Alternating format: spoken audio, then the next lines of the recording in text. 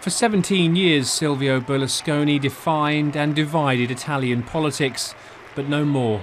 In Parliament, the man who once called himself invincible took the applause as he stepped down, making way as MPs voted through a package of tough austerity laws. But outside, the real feeling of many Italians.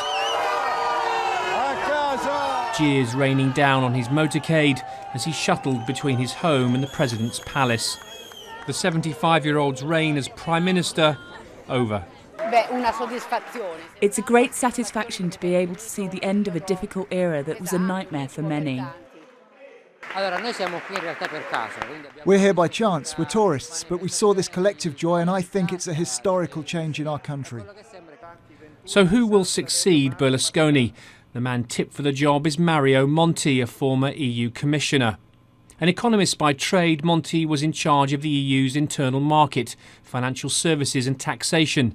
In Italy, he was called Super Mario for taking on big corporations like General Electric and Microsoft. He's also been an advisor to Goldman Sachs and Coca-Cola. And he's a believer in EU integration and helped found the Federalist Spinelli Group last year.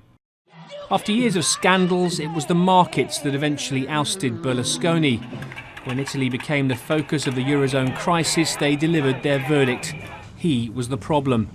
The ultimate fear that Italy couldn't repay its 1.9 trillion euros of debt would default and trigger the breakup of the Eurozone. What we are viewing now is not the end of a government, but the end of a system. I don't think that Berlusconi has a real future in politics.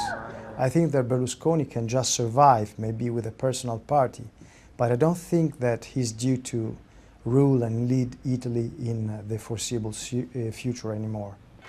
Like Greece, Italy is now expected to install a technocratic government to try and rein in its debts. Many feel the European Central Bank should also step in to bail out the ailing economies.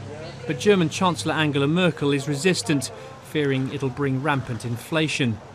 Silvio Berlusconi may be bowing out, but the financial crisis many believe he helped engineer is far from fixed.